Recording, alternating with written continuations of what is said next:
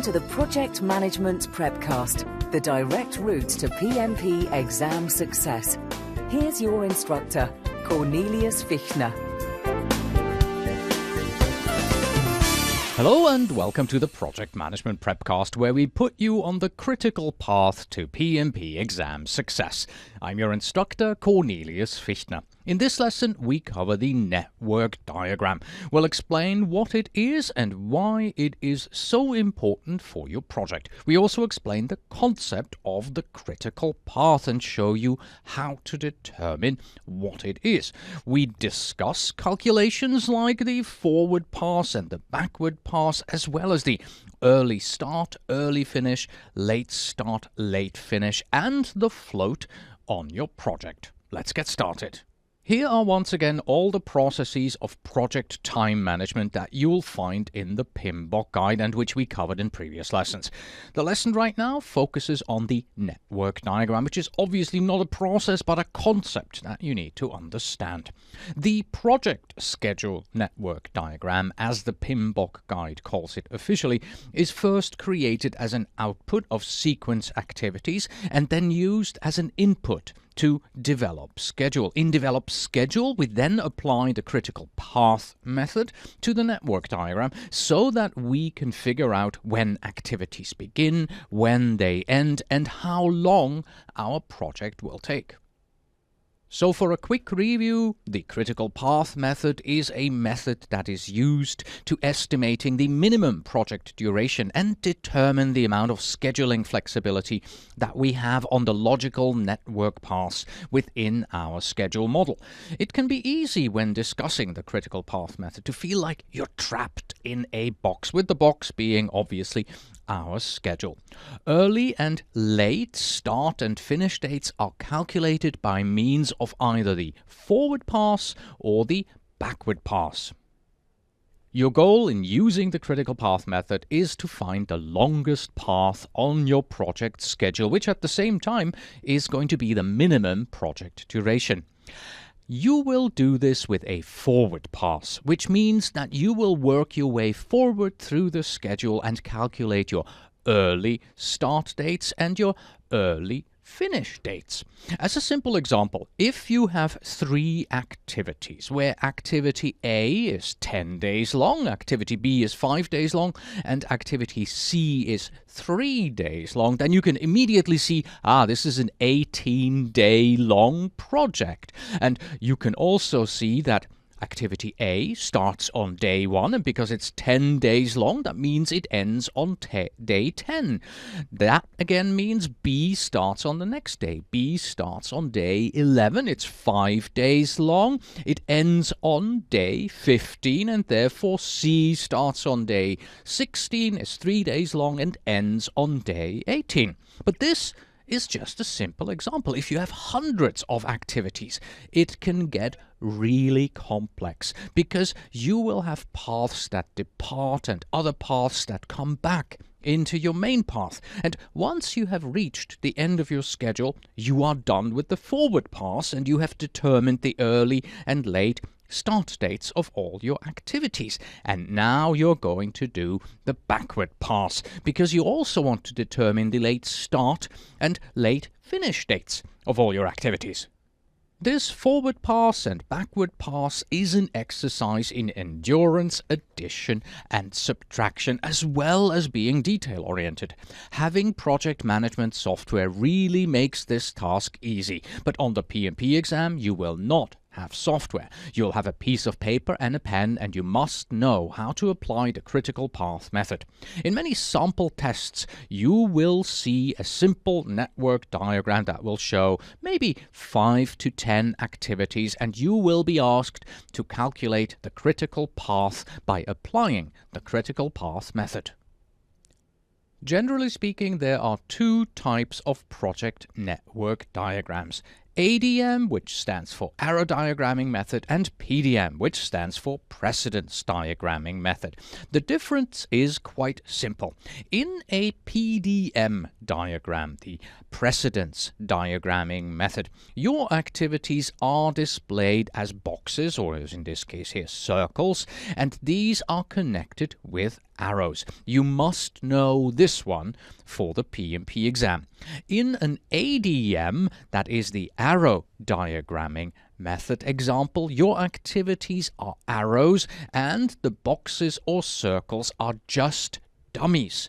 You can completely ignore the second one there, the ADM, on the PMP exam, so we will not mention it again here. Only PDM is needed. Let me show you a couple of quick examples here of project network diagrams. And of course, the one that you will be most familiar with is this one here. Boxes and arrows, very easy to understand. Your project begins on the very left with a project start box, and it ends on the very right with a project finish box. And in between, you have boxes and arrows representing the activities on your project, as well as how everything flows. You also have burst nodes, where after one activity you suddenly have 2 or 3 arrows going away, creating these bursting paths, and then at some point these paths, they may converge again back into your main path. This is the type of schedule network diagram that you can expect to see in sample questions. But don't be surprised if you come across one that is just drawn with circles and arrows. It may be unusual to draw it like this, but it's perfectly all right to use circles and arrows instead of boxes and arrows to draw your project schedule network diagram. And here are the 2 abbreviations that you have to be aware of when it comes to the Project Schedule Network Diagram, PDM as well as AON. You already heard about PDM. This stands for the Precedence Diagramming Method, which is the technique used for constructing a schedule model in which activities are represented by nodes and are graphically linked by one or more logical relationships to show the sequence in which the activities are to be performed. And then AON stands for activity on node. This again means nothing more than the activities themselves are on the node. So if you take all the arrows that you have in your diagram, the place where the arrows meet, that is your node, and there you include a box, and in this box you will have your activity. So you place your activity on the node where your arrows meet. PDM, Precedence Diagramming Method, and AON, Activity on Node. Let us now move on towards working on the forward pass and backward pass. And your assignment on PMP exam sample questions on this kind is usually along the lines of that you've given a list of 5 to 10 activities. All of these have a start date and a duration, and your task is to figure out in which order these activities will need to be executed and also what the float of these activities may be. So in your head, you're going to have to construct something like what you see on the screen here, with the activities following each other, some going in parallel, and there on day 5 you see a red arrow. That would be the float that this particular activity has. And in order to do that, you're going to be needing a lot of information to calculate everything. And all of this information is included in your node. Because remember, the node, that is your activity. So in the node information, you are going to have some kind of an activity name. You're going to find an activity duration. How long is this activity going to take? You are going to have to calculate the activity float. Well, we could start this activity 10 days late and the project would still finish on time. That's your float. You're going to have to calculate the early start, the early finish, the late start, as well as the late finish. And all of this information is going to be included in the box that represents the node and your activities on the project schedule network diagram. Let's take a look at a couple of layouts of how you can graphically represent such a node, such a box in your project schedule network diagram. The good news for our everyday lives as project managers is that modern software makes node calculations and layout quite simple. I mean, just open up your favorite scheduling tool, put in a few activities, and it will automatically calculate everything for you and show you the node as well on your network diagram. Most often there are two forms that you will see. The first one is the top-down form where you have the activity ID at the top, and then there is a duration, the float, as well as the early start, early finish, late start, and late finish. That's what these abbreviations mean here. ES, early start, EF, early finish, and then of course you have the late start and late finish. Or you could have a more horizontal format like this one here, where you have the activity identification, the activity name is there in the center, and you have the ES and EF at the top, and LS, float, and LF at the bottom. Here on the Prepcast and in the example that we're going to be working through, we are going to be using the top version right there on the right hand side, because when you calculate a network diagram manually, when you do a forward pass and a backward pass, it is much easier to have the boxes arranged in this way, because it goes from left to right and then from right to left. And you don't really have to think much where, again, is which box. So it helps purely graphically, making things easier when you do a forward pass goes from left to right at the top, and a backward pass goes from right to left at the bottom. So we are trying to determine the amount of schedule flexibility, or float, or slack as it's sometimes called, in our schedule network. And we also want to know how it is measured and why it is important. So let's answer these questions by defining the two types of float that you may find in your project schedule network diagram. We have free float and total float. Total float refers to the amount of time a schedule activity can be delayed from its early start date without delaying the project finish date or violating a schedule constraint, where the free float refers to the amount of time a schedule activity can be delayed without delaying the early start date of an immediately following schedule activity or without also violating a schedule constraint. So free float means you're just looking at a single activity. How far towards the end of the schedule can I push this without changing an immediately following activity? And the total float means how far can I push this activity towards the end, including pushing some that are coming afterwards without extending my schedule. So in other words, for total float, we're not just looking at one activity, we're pushing a group of activities, usually towards the end of the project, without extending the project, because maybe a resource is not available right now and we have to push everything 2 weeks back. Here are a few more facts to remember about total float. Total float is the amount of scheduling flexibility that exists in the logical network paths within your schedule model. The total float can be positive, which is based on a backward path that is calculated from a schedule constraint that is later than the early finish date that has been calculated during a forward pass calculation. It can be negative, which is caused when a constraint on the date is violated by duration or by logic, or it can be zero, which is always true on the critical path because it does not have any slack at all. And this is really the most important one to remember. The critical path always has zero float. Once the total float for a network path has been calculated, then the free float can also be determined.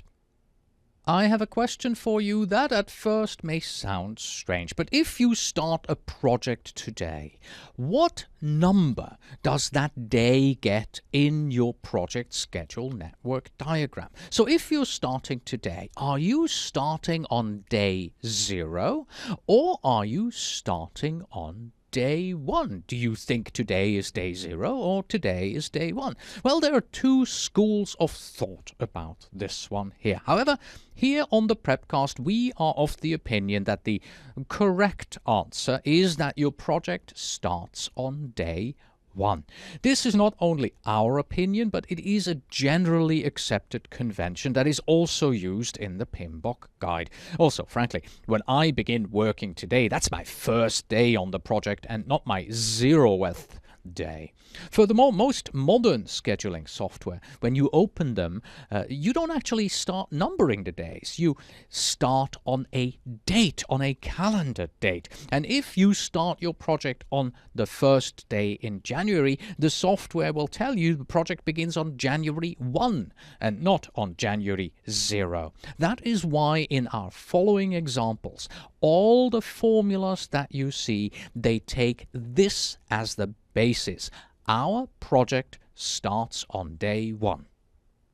This slide and this table here is meant as a reference for you only. We're not going to spend too much time for it. The reason for this is that it's really just meant as a reference. Once you have worked your way through the upcoming minutes and looked at how we do a forward path and then again a backward path, you can come back to this slide here and take a more in-depth look at the 4 formulas that we're going to be using. So let me just quickly go through these 4 formulas that you will need in the forward pass and backward pass calculation. So the early finish is calculated by taking the early start plus the duration and then you subtract 1. The early start of an activity is calculated by taking the earliest finish of the predecessor activities and adding 1 to it. The late finish is calculated by taking the late start of a successor activity and subtracting 1 from it. And finally, the late start is calculated by taking the late finish of the current activity, subtracting the duration, and adding 1. Okay, if all of this sounds confusing, don't worry. Once you have gone through the forward pass and backward pass with me, everything will make sense.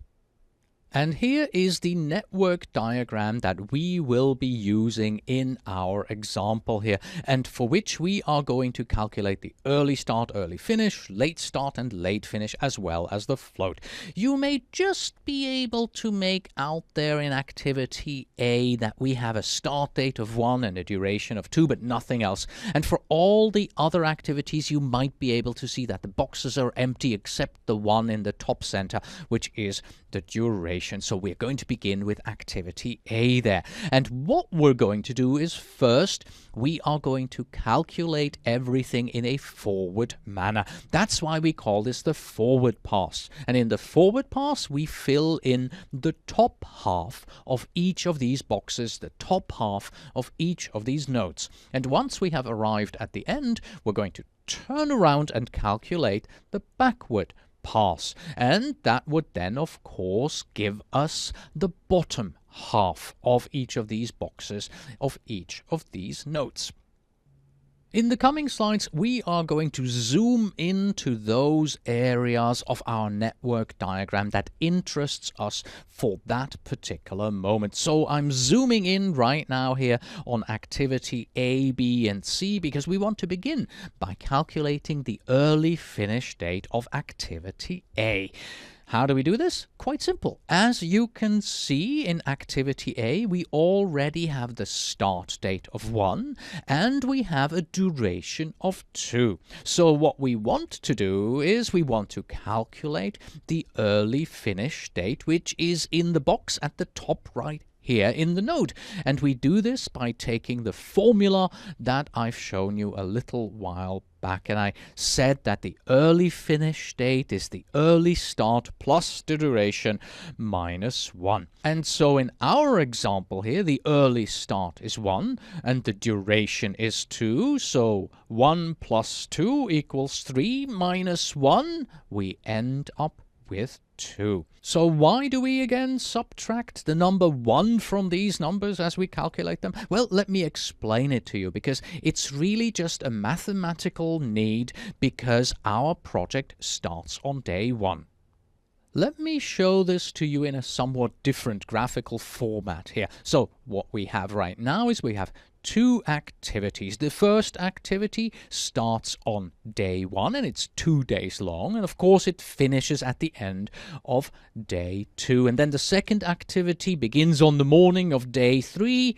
It takes 3 days and it ends on day 5. Well, hopefully on day 5 at 3 o'clock, because day 5 is Friday and I like to go home early on Fridays. Okay, so we have these 2 activities and they fill the whole week. Purely from a visual point of view, it's quite easy for us to understand and say, okay, activity, the first one begins on Monday at 8 o'clock. It takes 2 days, so it finishes Tuesday evening around 5 o'clock. And the other one is 3 days long, so it has to end Friday around between 3 and 5 o'clock. Very simple in this visual format. But now let's do this mathematically. All right, so the first activity. If we just said that the activity begins on day 1 and the duration is 2 days long, then it suddenly ends on day 3 because 1 plus 2 equals 3. But wait, that's not correct, because it ends on day 2. We can see it right there above. It says 2 days. It ends on day 2. Therefore, we have to say that our first activity here starts on day 1. It takes 2 days, and now we must subtract 1 in order to, just purely mathematically, end up with the correct end date. And it's the same for our second activity. This one starts on day 3, and it's 3 days long. Therefore, it ends on day 6. Mathematically. But if we calculate this correctly, if we do subtract the 1, then once again it ends on the correct day, which is day 5, Friday, hopefully around 3 o'clock, so we can go home early. So this minus 1 that we're using here right now, and also a plus 1 when we do the backward path, is a mathematical necessity so that you end up with the correct numbers, because our convention says that the project we're working on starts on day 1 and not on day 0. So after this excursion into mathematics, let's return to our project schedule network diagram here with activity A, B, and C, and continue with our forward pass. We have already calculated the early finish date for activity A, and we calculated this as being 2. The next thing we're going to want to do is we want to figure out the early start date of activity B and activity C. And it's easy to see if your activity A ends on day 2 at 5 o'clock. Logically, activity B and activity C, well, they're going to be starting on the next day, plus 1. Therefore, activity B will be able to begin on day 3, and also activity C will be able to start at the earliest on day 3. All right, now we can continue to move on to the right, and we're now going to calculate the early finish date, both of activity B and C, with the formulas that we have looked at before. So in activity B's case, it's going to be 3 plus 4 equals 7 minus 1 is 6. And for activity C, it's 3 plus 6 equals 9 minus 1 equals 8. There you go. We have now calculated the early start and early finish dates for activities A, B, and C. And we are now going to continue with the forward pass from activity B to activity D and also from activity C to activity E. And we're going to first want to determine the early start date of activity D and E. And it's easy to see how this is done. You take the early finish date of activity B, which is 6, and you add 1 to it. So at the top, that will give you 7. And at the bottom, with activity C, your early finish date is 8. You add 1 to it. And so the early start date for activity E becomes 9. Next, we can now calculate the early finish dates. Again, our simple formula at the top for activity D is 7 plus 3 equals 10, minus 1 equals 9, and at the bottom, 9 plus 6 equals 15, minus 1 is 14 for our early finish date. So from this moment on forward, if your schedule network continues like this with just one activity after the other, it's really a simple mechanical procedure of taking the numbers, adding 1, adding up the early start date with the duration, subtracting 1, and going on like this throughout your network. But there are a couple of rules that you have to be aware of. The first area that may cause a little bit of a headache at first is the question of what do you do if you have merging paths, when two paths that were separate converge back into a single path like we see right here. As you can see, activity D is followed by activity F, but activity E is also followed by activity F. So which of the two early finish dates here will we have to use to determine the early start date of activity F? Are we going to take 9 plus 1 equals 10 at the top, or are we going to take 14 plus 1 equals 15? Well, the rule is quite simple. Because activity F has two predecessors, activity D and activity E, you always take the largest early finish date. So in this case, we are not going to use the early finish date of activity D, which is 9. Instead, we are going to take the early finish date of activity E, which is 14. So 14 plus 1 equals 15. That is our early start date for activity F. Right, and now we can calculate the early finish date simply by saying 15 plus 6 is 21 minus 1 equals 20. Another area of concern is that you are going to have to make sure that you read your network diagram correctly. Take a look here between activity E and activity G. There is no connector. The predecessor activity for G is C and not E. So when you want to calculate the early start date for activity G, make sure that you use the correct number. In this particular case, you have to use the early finish date from activity C, which is 8 plus 1, which of course we will end up with 9 as the early start date for activity G.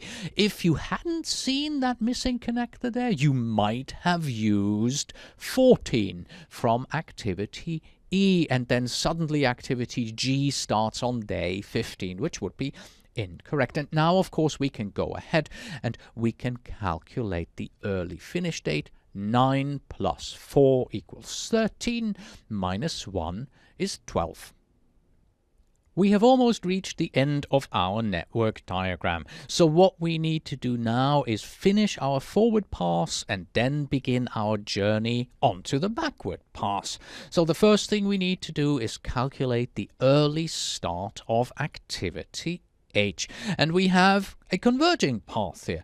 Two paths merge together, activity F and activity G, and we have learned that if we have a situation like this, we take the larger of the two early finish dates, which is of course the one at the top. 20 is larger than 12, so we take 20. We add 1 and we come up with the early start date of 21 for activity H. Now we can go ahead and we can calculate the early finish date for activity H. Of course, 21 plus 5 is 26, minus 1 is 25. That is our early finish date. This is now the end of our forward pass, and we can begin the backwards journey.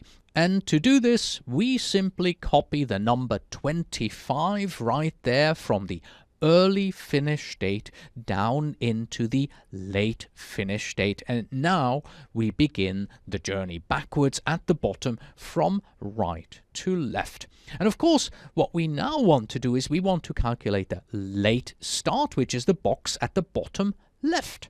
Right there. And the formula for this is that the late start is the late finish minus duration plus 1. Or in our case here, we have 25 minus 5 plus 1 equals 21. In this particular case here, both the early start and the late start are the same, as well as our early finish and late finish are the same. 21 is 21, 25 is 25. And what you can also see right now, there is one box, one part of our node here that is still empty, and that is of course our float, the box in the middle at the bottom there. The float is calculated simply by subtracting the two numbers right here, subtracting late start and early start, and in our particular case, the float for this last activity is 0. That means in order for our project to end on day 25, this activity must start on day 21, or we will go beyond our scheduled end date of 25. So this activity here has 0 flexibility. We cannot move this activity a day late, or else it will end on day 26. Alright, so we have begun our journey backwards towards the start of the project, and we have already calculated the late start and late finish, as well as the float on our final activity H. Next, we are going to have to determine the late finish of both our activity F and activity G. And we do this in pretty much the same way as we have done this for the forward pass. So the late start of activity H is 21. That is the latest when this activity has to start in order for us not to miss the deadline. That means, of course, that both activity F and activity G, they must finish no later than the day before, so that we can start activity H on day 21. That means they must finish on day 20. So we take day 21 and we subtract 1 from that number, and we end up with a late finish of activity F of 20 and a late finish of activity G also 20. And now it's really just a question of continuing to applying our formulas. So let's calculate the late start for these two activities. At the top, we take our late finish of 20 minus the duration of 6, which is 14, plus 1, and we have 15. At the bottom, we take our late finish of 20 minus the duration of 4. That ends up being 16 plus 1 equals 17 as the late start for activity G. And now let's go ahead and also calculate the float for these two activities.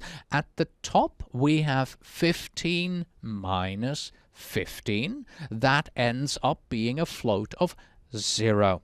And at the bottom, we have 17 minus 9. That gives us a float of 8. So this means that activity G can start on any day between day 9 and day 17, and we will still be able to start activity H in due time so that we can finish our project on day 25. That's what the float means of 8 for activity G. We have 8 days to shift this activity forwards and backwards on the schedule.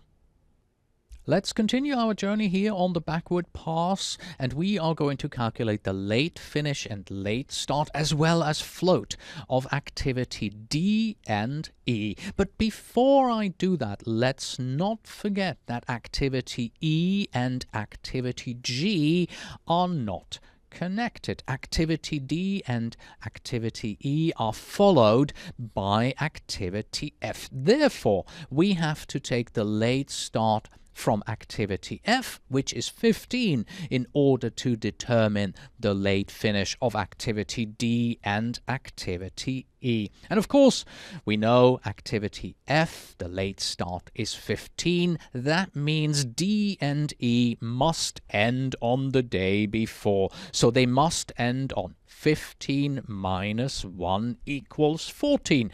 That is quite a simple calculation, really. From here, we now go and we want to calculate the late start. At the top, the late finish of 14 minus the duration of 3 is 11, plus 1 equals 12. And at the bottom for activity E, we have the late finish of 14 minus the duration of 6 equals 8, plus 1 equals 9.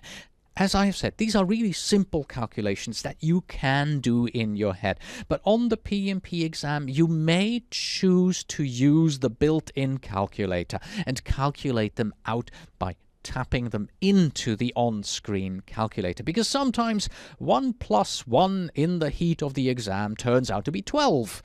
And then, of course, your activity network diagram looks a bit wrong. All right, so we've got the late finish and the late starts calculated. Let's also look at the floats that we have here. At the top, activity D, we have an early start of 7 and a late start of 12. So 12 minus 7, that gives us a float of 5 days. So this activity can be started up to 5 days late, and we can still finish our project on time.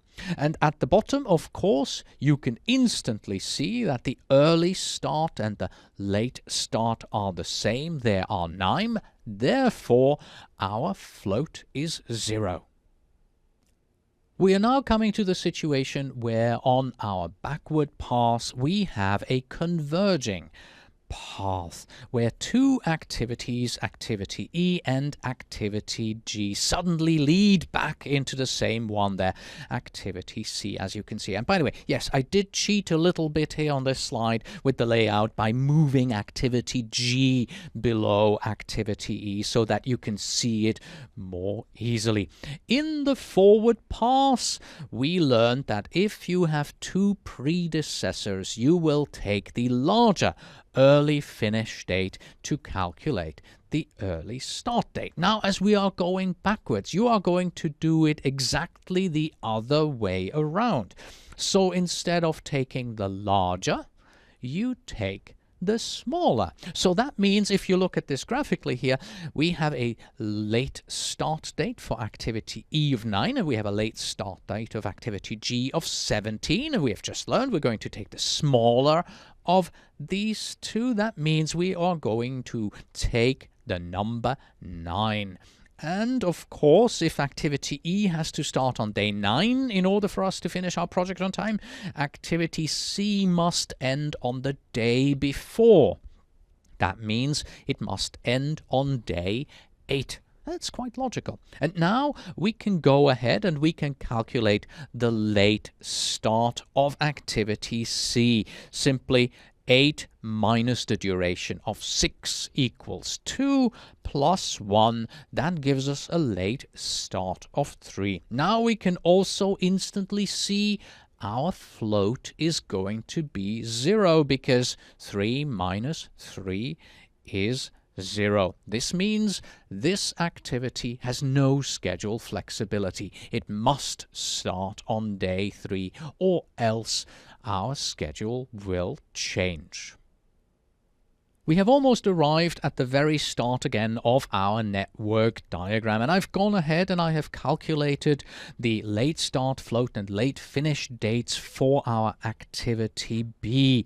As you can see, it has a float of 5. Let's now finish this off and also calculate the late finish, float and late start for our first activity, activity A, the 3 boxes in the node that are still uncalculated here.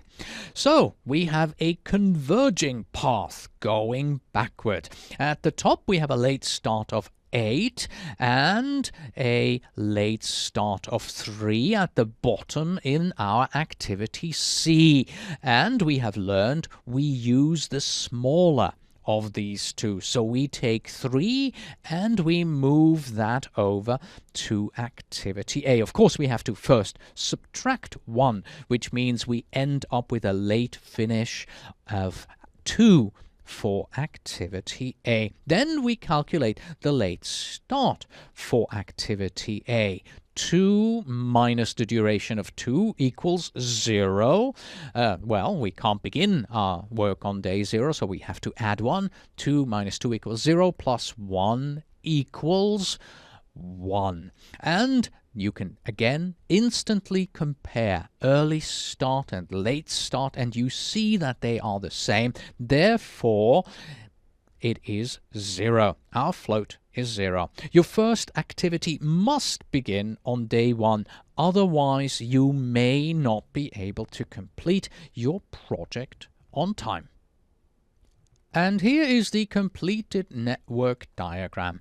Early finish dates, late finish dates, floats, late starts, early starts, all calculated for you via the forward pass and backward pass. My recommendation is go through the previous slides a few times. Follow me along as I'm going through the forward pass and backward pass. Take another look at the formulas that I've shown you in the table earlier so that you can get an understanding and a gut feeling of what it is that you have to do. And of course, it's also very important for you to understand when you have to add 1 and when you have to subtract 1 in regards to the bursting and converging paths, and when you have to take the larger of the two numbers and when do you have to take the smaller of the two numbers in order to calculate either early start or late finish of the successor or predecessor activities. The example that we have just gone through is of roughly the same complexity that you can expect to find in exam sample questions. Most of them have about 5 to 10 of these nodes, of these activities here that you may have to calculate in order to figure out the answers. Let's review. The network diagram is a graphical representation of your project schedule. And by the way, the PMP Guide officially calls it the Project Schedule Network Diagram. It is usually shown as boxes and arrows, and the boxes are called nodes. And that's why we also call it the Activity on Node diagram, the AON diagram. It helps you determine the critical path on your project, which is, of course, the longest path in your project. And this is created through the application of the forward pass, the backward pass, and by doing that, you calculate the early start, early finish, a late start and late finish, as well as the float for each of your activities. And of course, even though you can do this with the push of a button in your software that you're using right now, on the day of your PMP exam, you are going to have to be able to do this with a pen and a piece of paper. And this concludes our look at the project schedule network diagram. So it's time for Justine to say, Stay happy. and I say, until next time.